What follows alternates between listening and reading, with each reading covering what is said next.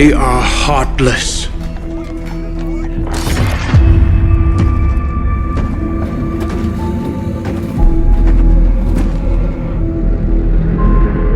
Godless barbarians.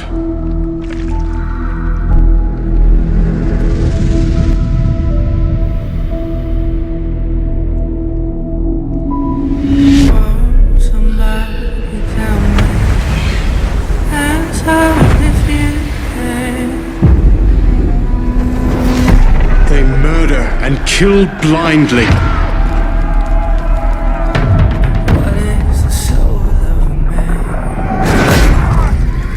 They scar the lands of England. Lands they will never defend, never love.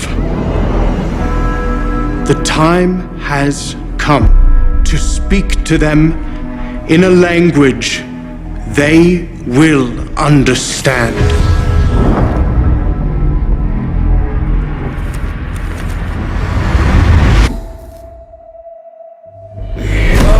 Somebody tell me.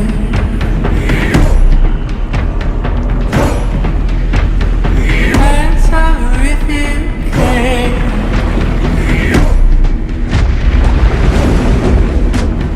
Oh, somebody tell me. Shields! What is the soul of you?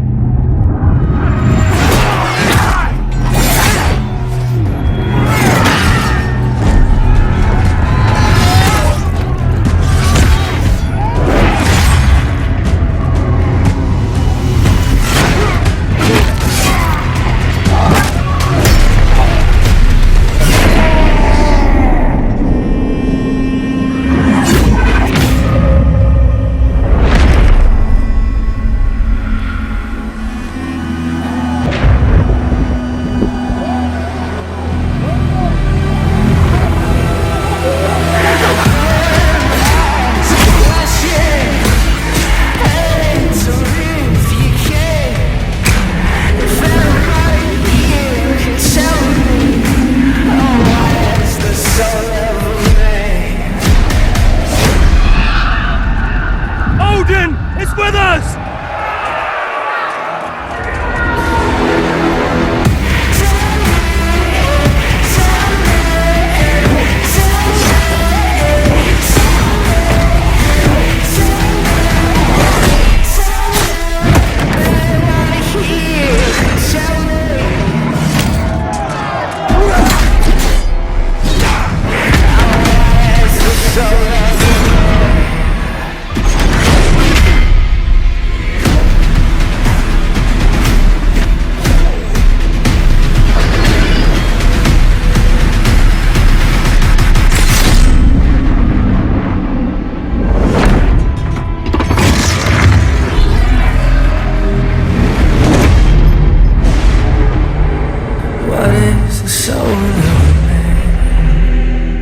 Assassin's Creed Valhalla, available holiday 2020.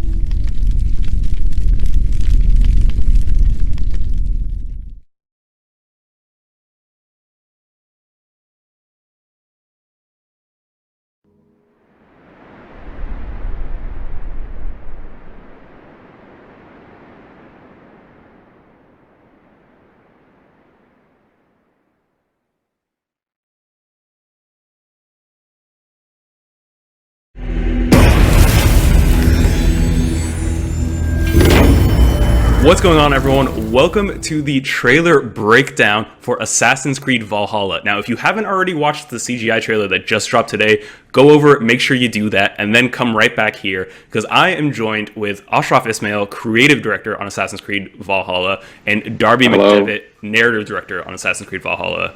Gentlemen, thank you so much for joining us. Thank you for having us. It's a pleasure. Yeah, it's a pleasure. So we're going to go through this trailer here, and sort of break down some parts, pause and play, and hopefully y'all could shed a little bit more light on some things for us. So why don't we go ahead and start it? They are heartless.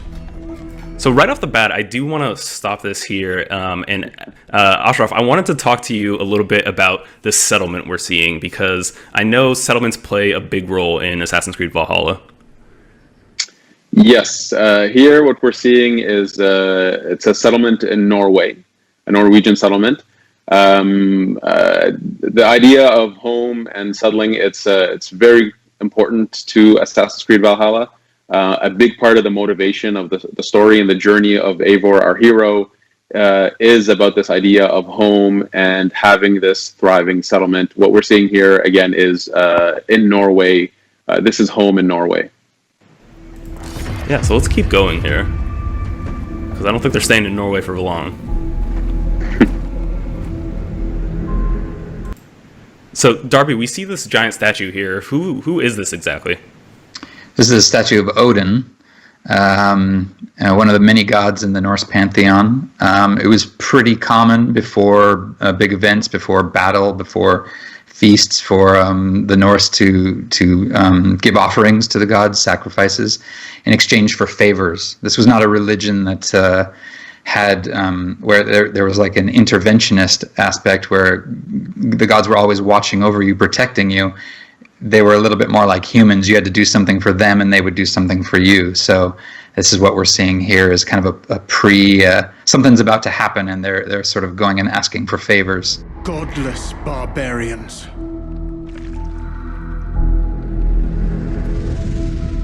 So we see there the first sort of shot of our hero Eivor. What's happening here? Why are they getting their face covered? So here, as Darby mentioned, we have a ritual because we're about to go out. We're about to go to raid, to attack. And so here we're getting sort of the favor of Odin. There's been a sacrifice made to Odin to gain this war god's favor. And is there anything you can sort of tell us about Eivor? Yeah, Eivor. So our hero, this is a Viking raider who is from Norway and who will be leaving Norway for the rolling green hills of England. Here we're sort of teasing the idea that the journey really starts in Norway, and it will eventually lead to England, where again it's about this idea of settling the people and building this thriving settlement. Again, very important to the motivation of this character. Now, players will be able to play Eivor as male or female, but it is the journey of Eivor.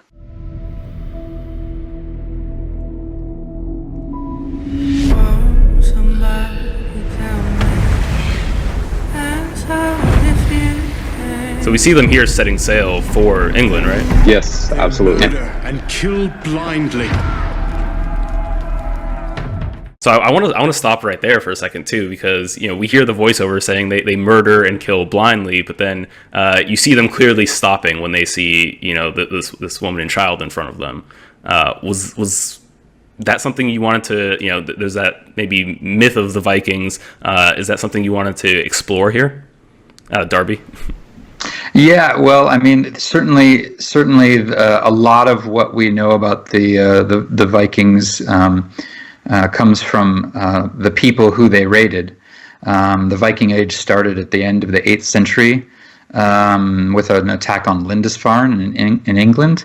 And the English like to write about it, and certainly a lot of the accounts are very brutal. What we're trying to do is actually show the complete sort of story of an entire culture.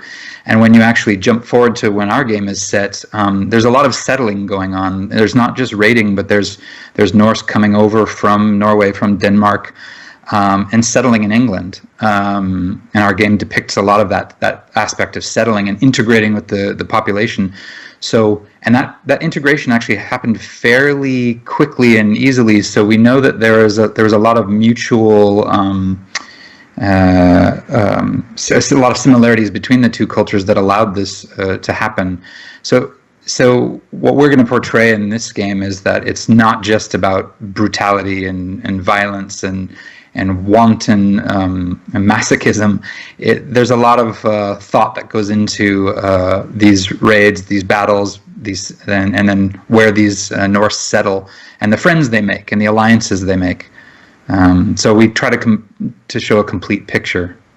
Yeah, and you referenced the time period there. What time period are we talking? So this game takes place. The main story begins in 873 AD, so at a time when England is actually not one kingdom. It's not called England at the time, except as a land, but it's not a country. There's actually quite a few kingdoms inside England. So England itself is fairly fractured at this time, with many different kings that rule over different parts of it. Yeah, I think we might see one of those kings in just a second. They scour the lands of England, lands they will never defend. What we're showing here is that they've left Norway and they've decided to now not just raid and attack England, but to actually build a community there, and as Darby mentioned, integrate themselves into the local society and become a part of it.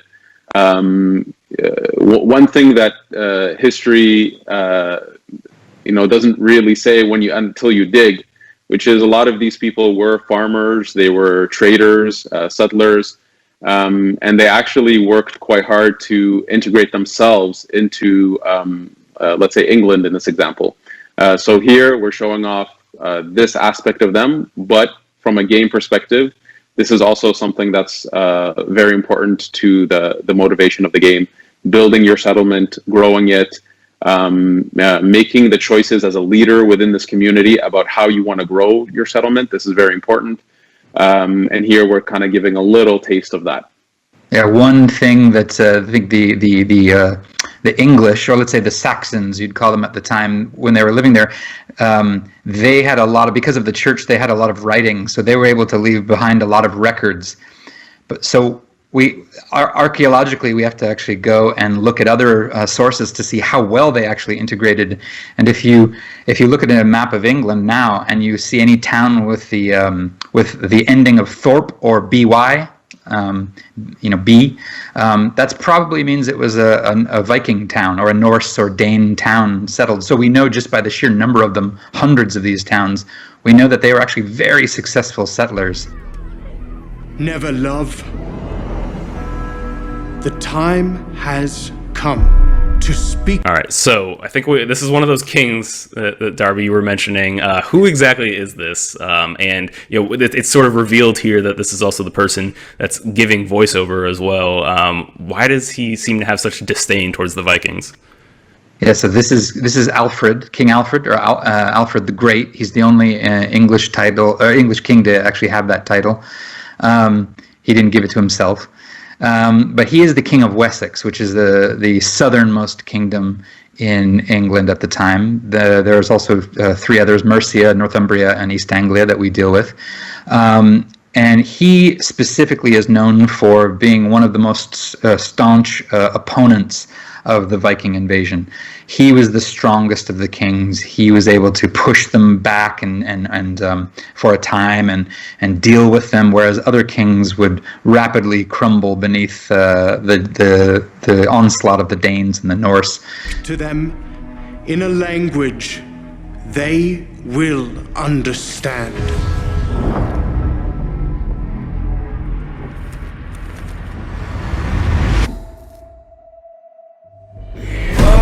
Somebody tell me.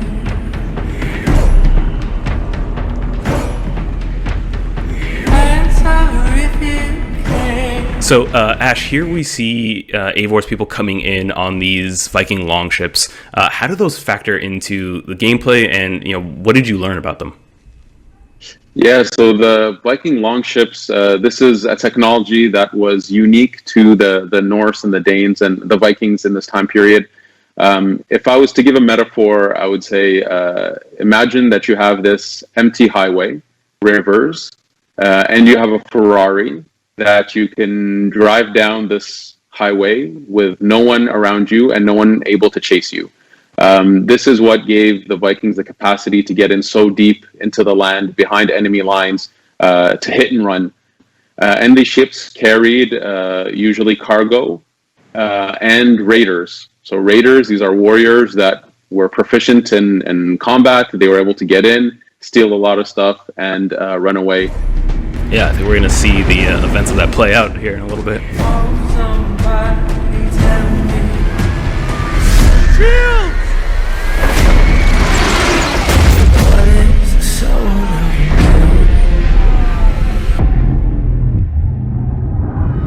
So we're seeing here like a full-on battle taking place in this field.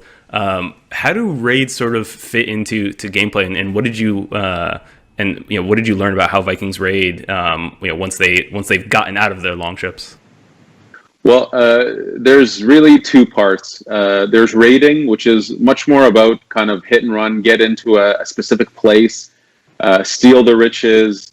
Create a bit of chaos to make people flee, run away, to give them time to steal. That's a raid.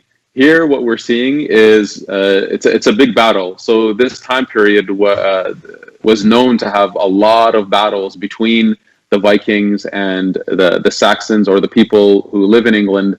There were many battles. Here we're witnessing that, and that is something that we do have in the game.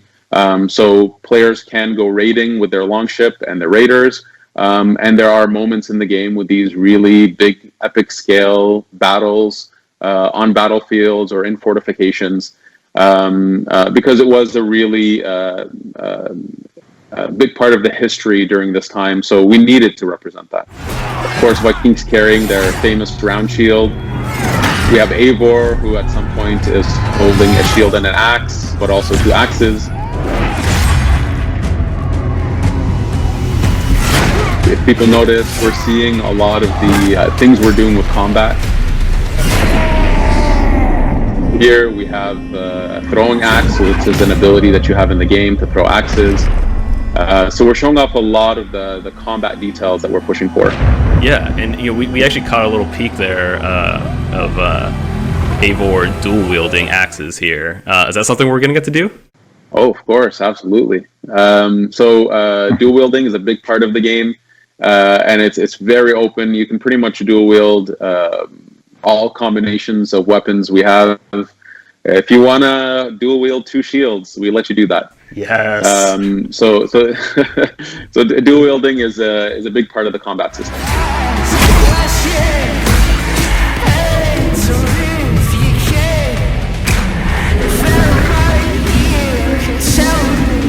So we get like a little tease here. There's some hooded figure that appears to be standing next to this tree on the battlefield. Anything at all, Ash, you could tell us about this figure here? Here, Eivor believes that he is receiving some kind of favor, and it gives him the sort of, let's say, the will to push forward.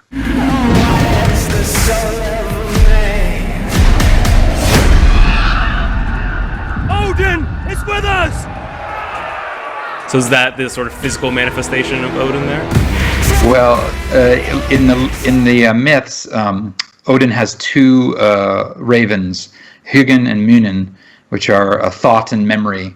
They come from the words thought and memory, and they were just his two companions that would help him gather knowledge and wisdom about the world.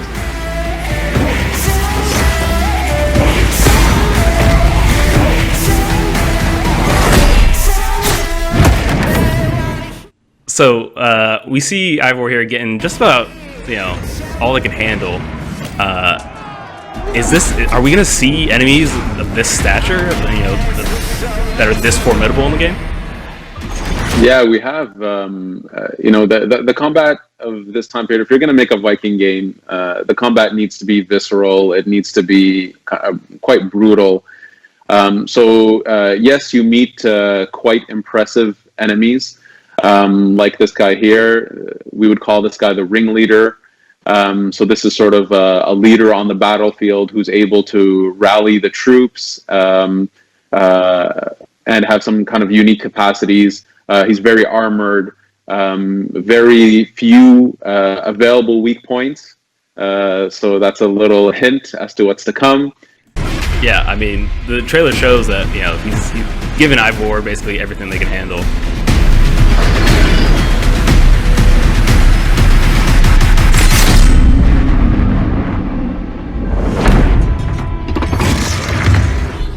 Okay, so this is the coolest Nice thing in pause. the world. There's so much I want to talk about.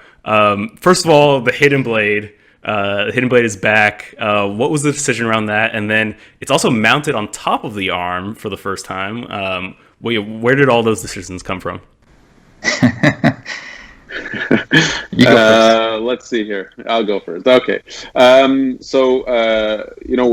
building a Viking fantasy. We wanted our players to live in the boots of a Viking warrior, and to fully live in that fantasy. But this is within the Assassin's Creed world.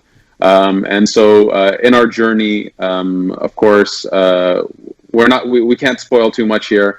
But in our journey, Eivor does meet with assassins. Now, Eivor doesn't necessarily know what that means, but there is some kind of common ground that they have, and this is something that these are people that Eivor will work with. And at some point, Eivor does receive a hidden blade. So that's something that happens in the journey quite early on. Again, we don't want to get into any spoiler territory or explain why the connection is there, but it is something that's very significant and important to the journey of this game.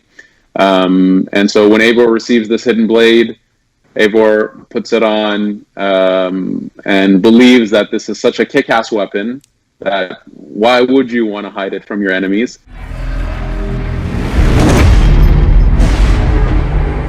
What is the soul? So here again, it's we wanted to show that Eivor, there's something more to this character than yes, this is a Viking raider, but there is more. There is something unique here. There's a unique journey that our players will go on within this Viking fantasy inside the Assassin's Creed world. Yeah, we spent a lot of time overlapping and intertwining threads to make sure that every moment of it really feels connected, integrated, that it's all, when you play this game, you're in not just a Viking game, but an Assassin's Creed game.